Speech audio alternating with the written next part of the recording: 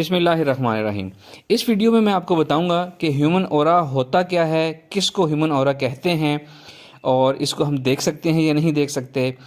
Human aura strong हो तो उसका क्या फ़ायदा होता है, वीक हो तो उसका क्या नुकसान होता है, और जब दो शख्स आपस में मिलते हैं उनका ऑरा इंटरेक्ट करता है तो उससे क्या रिज़ल्ट आता है। किसी के ऑरा के ब्लॉक होने की पॉसिबल रीजंस क्या क्या हो सकती हैं, और अगर किसी का ऑरा ब्लॉक्ड है तो उसकी ज़िंदगी पर क्या क्या मनफी असरात पेश आ सकते हैं। एंड में मैं आपको बताऊंगा कि हम ऑरा को अपने स्ट्रॉन्ग कैसे कर सकते हैं, और एक माइंड एक्सरसाइज बताऊंगा जिसके ज़रिए हम अपने ऑरा को बहुत ज़बरदस्त और बहुत एक्सीलेंट बना सकते हैं, जिससे हमारी ज़िंदगी बहुत स्ट्रॉन्ग, बहुत पॉजिटिव, बहुत डोमिनेंट हो जाती है। सबसे पहले हम बात करेंगे कि ऑरा हम कहते किसे हैं।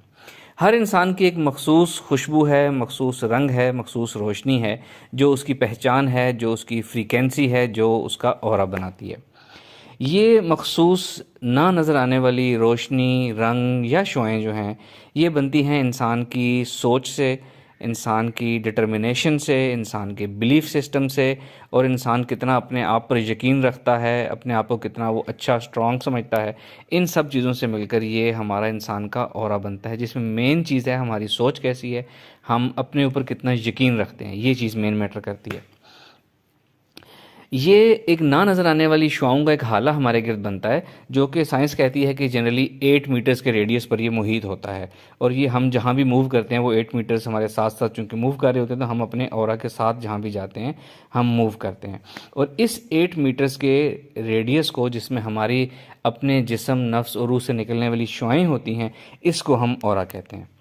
बाज़ लोगों का ऑरा कमज़ोर होता है, बाज़ लोगों का ऑरा ताकतवर होता है, स्ट्रांग होता है। अब किसी का ऑरा स्ट्रांग या वीक हो तो उससे फ़र्क क्या पड़ता है, मैं आपको ये बताता हूँ। जिन लोगों का ऑरा स्ट्रांग होता है वो बहुत डोमिनेंट होते हैं, वो बहुत उनकी बात बहुत मानी जाती है, उनकी बात को इम्पोर्टेंस दी जाती है, उनको रिस्पेक्ट दी जाती है, और उनकी बात सब लोग मान लेते हैं। जबकि दूसरी तरफ आपने नोट किया होगा, कुछ लोग जितने भी मनतकी अच्छी और सच्ची बातें कर लें उनको कोई उसकी वेटेज देता नहीं है और उनकी तरफ तवज्जो ही नहीं देता।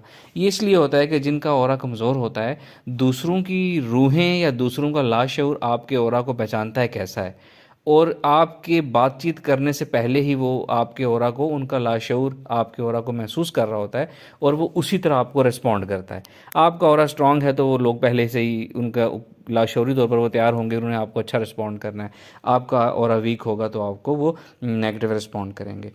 यही चीज़ आपने फील की होगी कि जब हम अब किसी बुज़ुर्ग के पास बैठे हैं, किसी रूहानी बुज़ुर्ग के पास बैठे, तो हमें बड़ा अच्छा फील होता है। हमें लगता है कि हमारे ऊपर से कोई बर्डन उतर गया है और हमारे अंदर कोई पॉजिटिव एनर्जी आ गई है। वो इसलिए कि उनका ऑरा पॉजिटिव होता है, हम उनके ऑरा में बैठते हैं तो हमें ऑरा महसूस होता है। इसी तरह अपने पेरेंट्स के ऑरा में हम बैठते हैं तो हम अपने पेरेंट्स के पास बैठने से सुकून इसलिए मिलता है, एक तो वो पेरेंट्स हैं, उनसे मोहब्बत है, लगाव है, और दूसरी बात वो उनका भी एक ऑरा होता है जो हमें महसूस होता है। अब दो शख्स अगर आपस में मिलते हैं, उनका ऑरा इंटरेक्ट करता है, तो इससे भी फ़र्क आता है। आपने नोट किया होगा अक्सर कि हम किसी शख्स से थोड़ी देर के लिए मिलते हैं, चाहे हम सफ़र में किसी के साथ बैठे हैं, तो हमें एकदम उलझन शुरू हो जाती है। तो चाहे हमने किसी से बात की या नहीं की, वो मुसाफिर है हमारे साथ वाली सीट पे बैठा है, या हम किसी वेटिंग रूम में बैठे हैं, तो हमें किसी के साथ से एकदम एक नेगेटिव सी वाइब सी आना शुरू हो जाती हैं।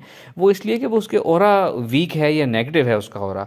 इसी तरह हम किसी जानने वाले से बात करते हैं, मुलाकात करते हैं, तो उससे मुलाकात के थोड़ी देर बाद लगता है कि हमें कुछ डिस्टर्बेंस फील हो रही है, अपने अंदर लग रहा है कि एनर्जी कम हो गई है हमारी, हमें भूख लग रही है। या बाज़ औक़ात आपने नोट किया होगा, हम किसी से फ़ोन कॉल पे बात करते हैं और वो छोटी सी कॉल के बाद हमें लगता है जैसे हमारे असाब जकड़े गए हैं, हमारी एनर्जी ख़त्म हो रही है। ये सब इसलिए होता है कि अगले की एनर्जी जो है वो वीक है, नेगेटिव है, और आपकी एनर्जी पॉजिटिव है। एनर्जी भी पानी की तरह ऊंचाई से नीचे की तरफ जाती है, पॉजिटिव से नेगेटिव की तरफ जाएगी। जहाँ एनर्जी की ज़रूरत है वहाँ वो ट्रैवल करेगी। या यूँ समझ लें कि जिसका ऑरा नेगेटिव है वो आपकी एनर्जी को अपनी तरफ अट्रैक्ट करेगा, खींच लेगा, और आपकी एनर्जी स्ट्रांग हो जाएगी, अनलेस आपने अपनी एनर्जी को कंट्रोल करना सीखा हुआ है। यही चीज़ मुलाकात से भी होती है, फ़ोन पे बात करने से भी होती है, और जब हम अकेले बैठे किसी के बारे में सोच रहे होते हैं जो हमारा महबूब मशगला है, इससे भी ये होता है कि जिसके बारे में हम सोच रहे हैं उसकी एनर्जी नेगेटिव हो, तो हम अपने घर बैठे बैठे फ्री में किसी की नेगेटिव एनर्जी अपने अंदर ले लेते हैं और अपनी पॉजिटिव किसी को ट्रांसमिट कर देते हैं। ये अक्सर हमारे साथ होता है। और इसी चीज़ की बेस के ऊपर सूफीज़म में एक स्पेशल एक मेडिटेशन की एक्सरसाइज होती है जिसे हम कहते हैं मराकबा तसव्वुर शेख। जिसमें स्टूडेंट को कहा जाता है कि उसने अपने स्पिरिचुअल ट्रेनर, स्पिरिचुअल पर्सनैलिटी को तसव्वुर करना है, इमेजिन करना है और सिर्फ उसी के ख्याल में गुम रहना है। वो उससे होता ये है कि आहिस्ता आहिस्ता उसका लिंक बनते बनते वो स्पिरिचुअली अपने स्पिरिचुअल ट्रेनर का ऑरा के अंदर पहुंच जाता है, स्पिरिचुअली उसको फील करना शुरू कर देता है। तो एक उस एक्सरसाइज का एक ये फ़ायदा भी होता है, इसलिए एक्सरसाइज तसव्वुफ में करवाई जाती है। अच्छा जी, अब मैं आपको बताऊंगा कि ऑरा जो है क्या रीज़न्स हो सकती हैं कि किसी का ऑरा जो है वो ब्लॉक भी हो सकता है। किसी का ऑरा नॉर्मल होता है, किसी का बहुत अच्छा होता है, किसी का ब्लॉक भी हो सकता है। अब ब्लॉक ऑरा के पीछे जो रीज़न्स होती हैं वो जनरली रीज़न्स ये हो सकती हैं कि अगर कोई शख्स सेहतमंद है तो उसका ऑरा अच्छा होगा। बीमारी की वजह से ऑरा जो है वो ज़ाहिर है कमज़ोर हो जाता है, वीक हो जाता है, डिस्टर्ब हो जाता है। और ये ऑरा हमारे अपने थॉट्स और अपने बिलीफ्स की वजह से भी डिस्टर्ब होता है और ब्लॉक हो जाता है और वीक हो जाता है। अगर कोई शख्स जो है वो बार बार ये सोचता है कि ये काम मैं नहीं कर सकता, तो ज़ाहिर है उसका ऑरा ही वीक हो जाएगा, वो फिर काम कर ही नहीं पाएगा। अगर किसी शख्स का ये बिलीफ है कि जी मेरी तो किस्मत ही ख़राब है, तो उसका तो पूरे का पूरा ऑरा ही जो है वो ब्लॉक होना शुरू हो जाएगा और मिनिमाइज़ हो जाएगा और ख़त्म हो जाएगा। इसी तरह जिन लोगों के साथ कोई नफ्सियाती उलझनें होती हैं, डिप्रेशन का शिकार है, एंजाइटी है, कोई प्रॉब्लम है साइकोलॉजिकल, तो उससे भी आपका ऑरा बहुत ज़्यादा डिस्टर्ब हो जाता है, डिस्ट्रक्टिव इंटरफेरेंस उसमें नज़र आती है अगर कोई साहिब नज़र उस ऑरा को देखे तो। इसी तरह एक ऑरा कमज़ोर होने की वजह ये होती है कि हम ऐसे लोगों से इंटरेक्ट कर रहे हैं जिनका ऑरा नेगेटिव है, या जिनका ऑरा बहुत ज़्यादा वीक है और जिनको एनर्जी चाहिए।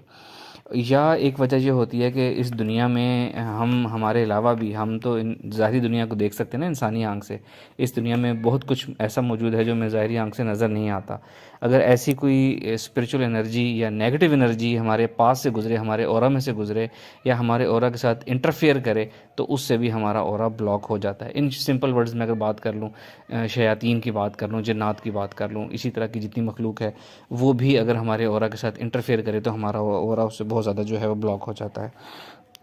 इसके अलावा जिसको हम कहते हैं नज़र, हसद, जादू, बंदिश वगैरह, इससे भी हमारा एक्चुअली ऑरा ही ब्लॉक होता है और इस ऑरा के ब्लॉक होने से जो है हमारी ज़िंदगी की परफॉर्मेंस सारी ब्लॉक हो जाती है।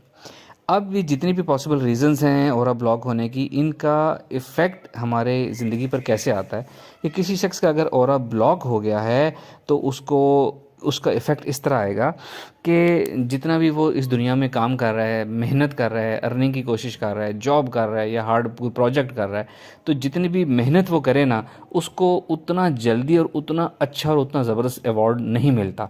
डिलेड उसको रिज़ल्ट मिलता है या उसको पुअर रिज़ल्ट मिलता है उस चीज़ की वजह से। यानी कि हम जो भी काम करते हैं वो हमारे ऑरा से वो ट्रांसमिट होता है इस कायनात में, और इस कायनात के बड़े सर्वर से वो जाके इंटरेक्ट करता है, जिसके जवाब में हमें जो है उसका रिज़ल्ट मिलता है। तो जब हमारा ऑरा ट्रांसमिट ही नहीं कर पाएगा, इंटरेक्शन नहीं कर पाएगा इस कायनात से, तो उसका रिज़ल्ट जो है डेफिनेटली कम होगा, देर से आएगा, पुअर रिज़ल्ट होगा।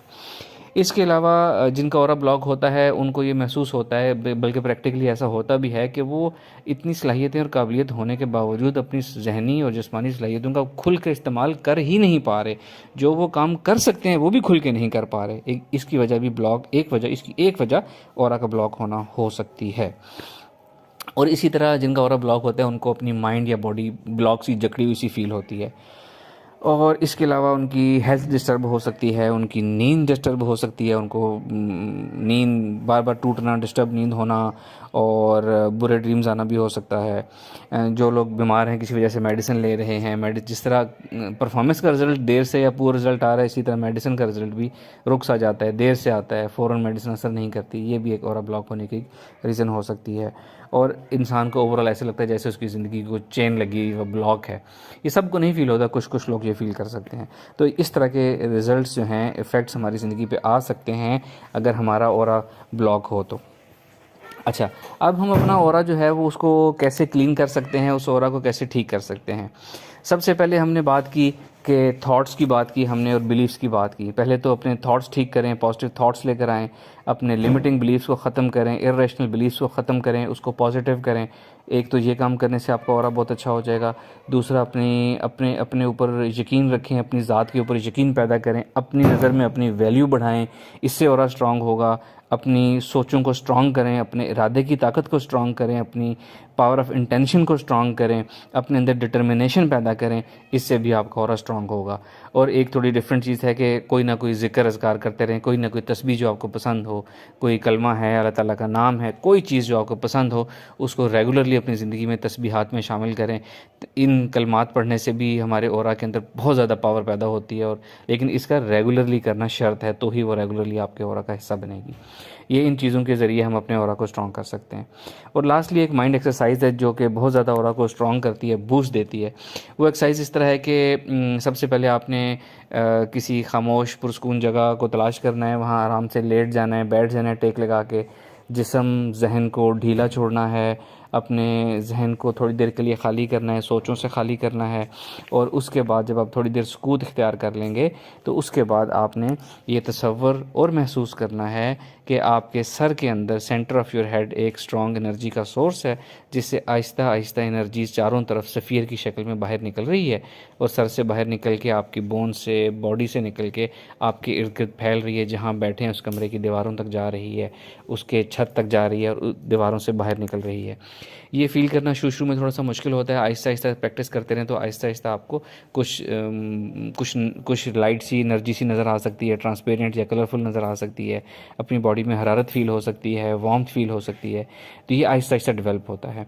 आपने दो चीज़ें इसमें करनी है, एक तसव्वुर करना है और एक महसूस करना है। खाली तसव्वुर से ये नहीं होगा, तसव्वुर करना है और महसूस करना है कि आपके सर के सेंटर में एक एनर्जी सोर्स है, जहाँ से आहिस्ता आहिस्ता एनर्जी निकल रही है और दूर तक उसकी लहरें जा रही हैं, जिस तरह पानी की लहरें बहुत दूर तक जाती हैं।